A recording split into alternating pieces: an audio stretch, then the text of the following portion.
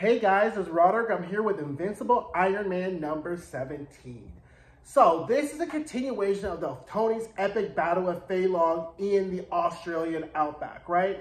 And as I said in my video for looking at Invincible Iron Man 16, that issue could have been coupled with this issue because I think it would have given us a better round out of this whole issue. But this issue is really more about looking at Tony's psyche, right? As he's clinging on to death, maybe his misgivings about some of the things he's done, some of the people he's hurt, and kind of really creating the foil between Tony Stark and Feilong, right? Because what we realize at the end is that there really isn't that much difference between Tony Stark and Feilong in the beginning, except for some of the more critical choices they've made, right? So I think it's good. I mean, again, my biggest fear is at the end of this whole Fall of X thing, I'm going to end up liking Tony Stark, which I don't want to do because I don't really like the Avengers that much, right? So anyway, let's get to it. So the Sentinel Buster armor, the Iron Man Mark 73, has now been destroyed, and Tony is trapped in the armor because it's been depowered, right? So then he's wafting between consciousness and unconsciousness. So then he frees himself and he runs into his adoptive mother and his birth mother. So clearly he's hallucinating.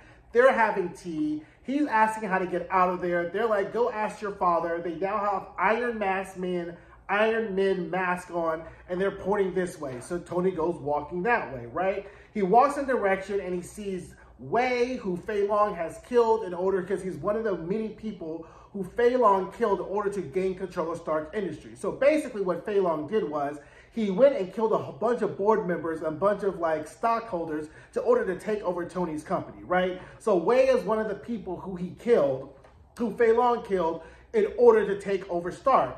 And he's saying to Tony, you know what, I didn't really want to work with you anyway, and that whole Iron Man armor has a lot of ghost in it, right? So now we see the ghosts of Iron Man's past. We see Justin Hammer, Obadiah Stone, Crimson Cow, Spy Master. And Tony's like, look, they were all bad, but I also hurt them in a way too, right? So then these ghosts start to drag him underwater, the whole kind of proverbial battling your ghosts and your demons, which I'm like, is this the proper time for you to really have an existential crisis? Like, literally the world is about to end, and you're like walking through consciousness, and you're having a Barbara Streisand in the background, memories the way we were type of moment. I was like, okay, girl, like, use your time wisely, right? Anyway, now we then get the biggest kind of, his biggest fear, his biggest trepidation is Magneto, right? So Magneto shows up in his vision saying, you know what, you're a sadist piece from a human. And Tony's like, well, when you first showed up, you were at a military base. And he was like, yeah, at a military base that was using your weapons. The war, you know, the world doesn't need another arms dealer. And if you look at this whole thing, if you go back even to the previous issue, you know, Magneto has always been a huge sense of a huge trepidation, fear for Tony Stark because he's Iron Man. Magneto controls magnetism. So basically, if there's ever was a person that could really just kill Tony Stark, if he just really got the wind blew, it would be Magneto. Now, I know a lot of you will jump in the comments and talk about that Avengers versus X-Men fight where Tony came up with this nanotech that was impervious to magnetism. Okay, that's a one-off, and sure, he could do that any other time. But let the record show that that whole Avengers versus X-Men fight clearly would have turned out differently if the Jean Grey was alive, right? So it really didn't. So that whole premise, that whole series was premised on the fact that there was not the Jean Grey there to stop the madness, because as it has been demonstrated time and time again, she is just that bitch in every life, in the afterlife, and every multiverse, right?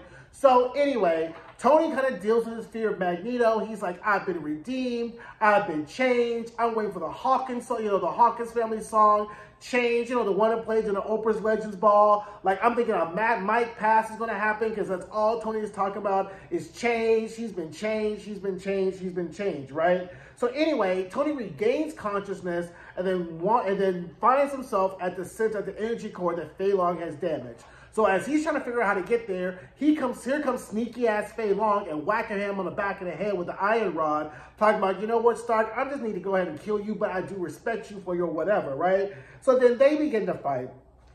And what's happening is Tony is about to render, Tony is about to render judgment on Feilong because Feilong represents the type of person he would have been if he had just pursued greed and warmongering and not been Iron Man, right? So he gets the drop on Feilong, and Feilong's like, you know what, I want go ahead, kill me, but there's something I need to tell you. Very soap opera-ish, like right before you kill the bad guy, the person says, oh, but the baby's not yours type of thing. So what Feilong says is, dun dun dun, I've been gooped too because, you know, Orcus, the whole plan of Orcus has been two Orcuses, one by humans, one by AI, and the AI just wanted the mutants and the humans to kill each other so that they could take over the Earth. And Tony's like, are you fucking kidding me? Dude, what the fuck, right? And then he like patches himself into Emma Frost. It's like, Emma, did you know? She's like, look, child, I done found out too. This is a whole ass mess.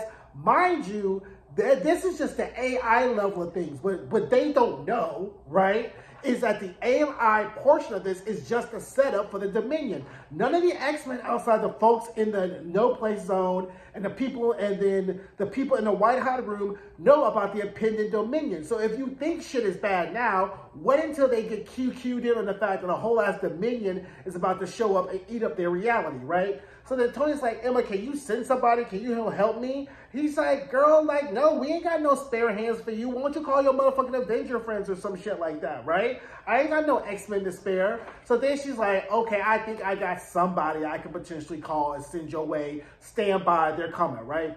So then Tony goes back to Feilong, and Feilong's like, oh, Nimrod and Omega Sentinel, they're the ones who's running things. I don't know anything. He's tying you up like, you know what, I should have killed you, but of course, you know, Avengers don't kill folks. So he's just sitting here waiting, and then all of a sudden, Feilong looks up in the sky. He's like, oh my God. And Tony's like, fuck. Child, it's Magneto. He shows up, and what does he say?